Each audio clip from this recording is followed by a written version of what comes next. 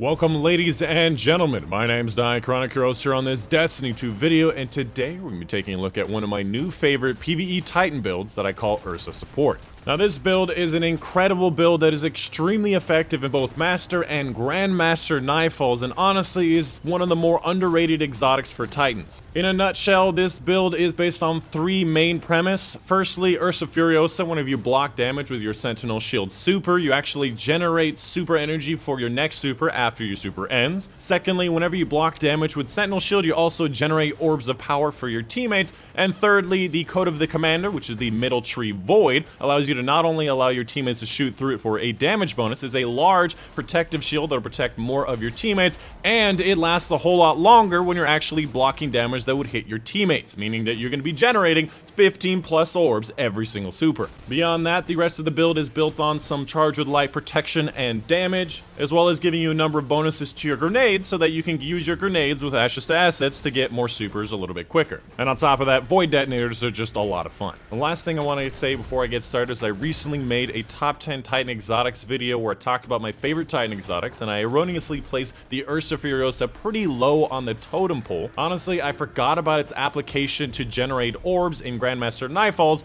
Instead, I was just thinking about how it could give you weapon damage bonuses and a little bit of super return in raids, and in that instance, it's not that great. But since then, I have rectified that and updated the spreadsheet, currently sitting at the number 5 position with an 8 out of 10 for PvE. With that out of the way, let's go ahead and get into the specs of this build. First and foremost, class of subclass is going to be the Titan Void Code of the Commander. I personally like using the Suppressor Grenade, Tower Barricade, and Strafe Lift. When it comes to your weapons, there are a lot of really good options, high tier loadouts for Grandmaster Nightfalls, and it truly depends which Nightfall you're going to be going into. You can see on screen right now, I have listed all of my current recommendations for different types of weapons as far as the damage types they deal, different specials and exotics that will do really well, depending on either how you kill the boss, the different type of enemy shields, and the different type of champions that are in that week. My personal favorite, and one that does work pretty well on most Nightfalls, is going to be the old-fashioned Arianos in either Commemoration or 7 Seraph Saw combo. This combination allows me to have barrier rounds, unstoppable rounds, and handle solar, arc, or void. And I will be building this particular build around exactly that. Obviously, make the appropriate mod changes to whatever you're using. Up next, I wanted to talk about the armor mods, oftentimes the most sophisticated and important part of every build. And obviously, you don't have to build your build exactly how I build it again, especially for using different weapons. This is just an example of how I optimize this build as much as I could. And as you can tell, I used a full 10 out of 10 on every single armor piece,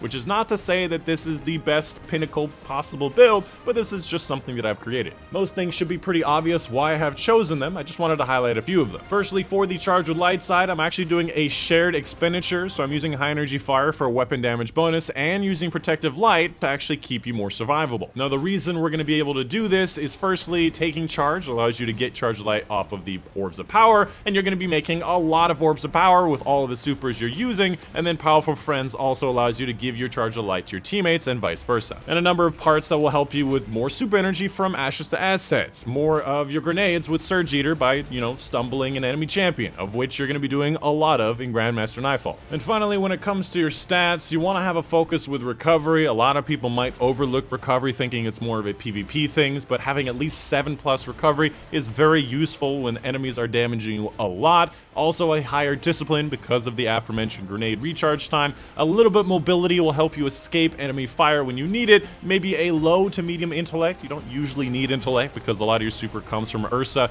and from orbs, and that's not really related to your intellect level, and the rest really doesn't matter. Moving on, let's talk about gameplay, because how you use this build is going to be just as important as how you build it. To reiterate a few things, this is again a defensive build based on your Code of the Commander super and Ursa Furiosa to block damage, generate orbs of power, and return a significant amount of super energy, usually 60% plus if you're blocking damage the whole time. It is a simple premise, but very effective in activities that you have a lot of incoming damage like Master and Grandmaster Nightfalls. Moving on, let's talk more in detail about your subclass and why it works and what pieces are important. First of all, the entire subclass revolves around two main things: your Banner Shield super and the Void Detonators caused by your grenade. At nearly all major battles, your job is to block all damage coming to your teammates. Your teammates should also stack behind you during your super, then fall back to either a Well of Radiance, a Healing Rift, or cover. Keep in mind there's also currently a glitch right now that prevents you from generating orbs of power with your sentinel shield while in a Well of Radiance. Just make sure you're right outside of the well, which is not a big issue considering you block 100% of the damage that you receive. For the other side of your subclass, in neutral, you should be using your grenades often and in large groups as much as possible.